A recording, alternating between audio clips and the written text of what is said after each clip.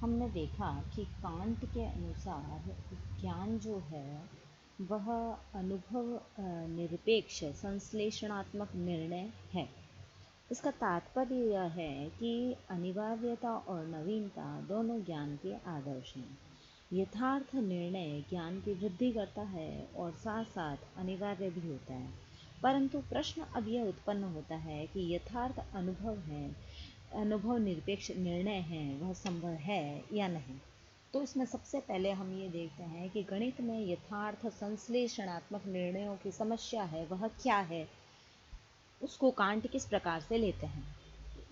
Can't के अनुसार गणित के वाक्य यथार्थ संश्लेषणात्मक होते हैं, अर्थात गणित में नवीनता और अनिवार्यता दोनों हैं। उदाहरण के लिए 7 और 5 का योगफल है वह 12 होता है। इस वाक्य में 7 से 5 मिलकर उद्देश्य है और 12 होता है विधेय है। कांट के अनुसार इसका विधेय उद्देश्य में निहित नहीं है, अतः संश्लेषणात्मक वाक्य है। पुनः इसमें अनिवार्यता भी है, परंतु यहाँ एक आक्षेप यह किया जा सकता है कि 12 होता है विधेय, 7 और 5 मिलकर उद्देश्य में पहले से निहित है, अतः संश्लेषणात्मक वाक्य नहीं विश्लेषणात्मक वाक्य है। कांट के अनुसार इसका उत्तर यह है कि 7 और 5 मिलकर इस उद्देश्य से केवल दो संख्याओं के मिलने का पता लगता है, इनके योगफल का पता नहीं लगता। हमें यहाँ भ्रम इसलिए उत्पन्न हो रहा है कि हम छोटी संख्या का उदाहरण ले रहे हैं। यदि दो बड़ी संख्याओं को लें तो हमें उनके योगफल का पता नहीं लग सकता। उदाहरण के लिए 89532 प्लस 93817, इन दो संख्याओं को कहने से हमें योगफल का बिल्कुल पता नहीं चलता। इसी प्रकार 7 और 5 मिलकर कहने से केवल इन संख्याओं के योग का बोध होता है, इनके योगफल का नहीं। यहाँ यह भी कहा जा सकता है कि भले बड़े संख्याओं के योगफल का पता हमें नहीं लगता, परंतु इनमें योगफल तो है ही। हम कठिनाई से इसका योगफल जान सकते हैं, परंतु इनमें योगफल नहीं रहता तो हम कैसे जान पाते। यह सत्य है कि 7 और 5 का योगफल हम सरलता से जान सकते हैं, बड़ी संख्याओं का नहीं, परंतु दोनों में योगफल निहित है। कांट को इस प्रकार के आक्षेप का आभास था, इसलिए उन्होंने कहा कि गणित के वाक्य ऊपर से देखने में विश्लेषणात्मक ही प्रतीत होते हैं।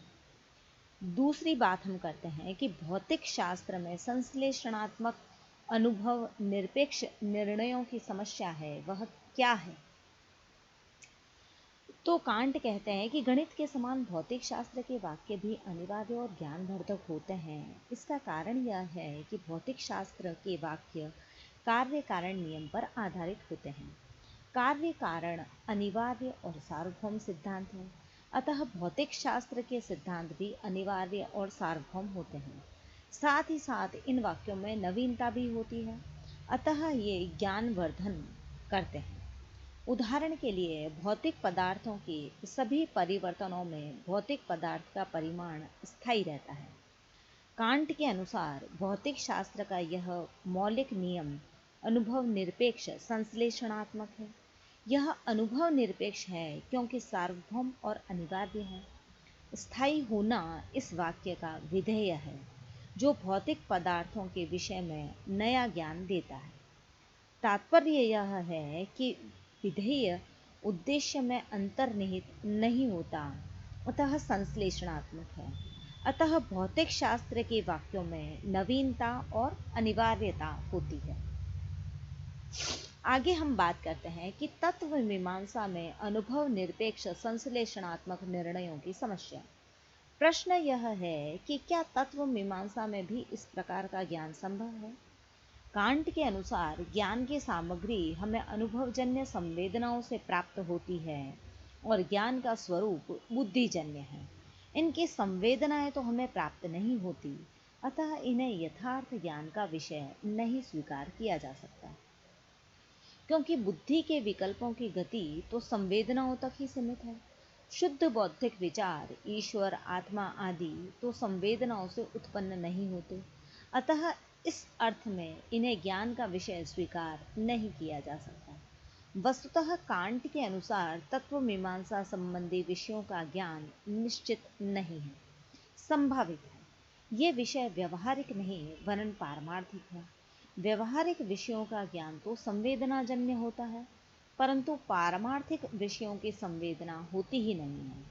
अतः इन अतीन्द्रिय विषयों का व्यवहारिक विषयों जैसा निश्चित ज्ञान संभव नहीं है। संक्षेप में कांट का कहना है कि हमारी बुद्धि उसी विषय का ज्ञान प्राप्त कर सकती है जिसकी इंद्रियजन्य संवेदना संभव है। जब बुद्धि अतीन्द्रिय विषयों का ज्ञान प्राप्त करती है तो संवेदना भी बुद्धिजन्य ही होती है, अर्थात स्वरूप ही सामग्री बन जाता है जिससे हमें यथार्थ ज्ञान नहीं होता। अब कांट के दर्शन में जो critic of pure reason, critic of practical reason और क्रिटिक ऑफ जजमेंट है, इन तीनों बातों को कांट किस प्रकार से लेते हैं और इनका विस्तार से अध्ययन जो है वह किस प्रकार करते हैं और उन्हें किस प्रकार समझाते हैं, इस सब की चर्चा हम नेक्स्ट वीडियो में करेंगे।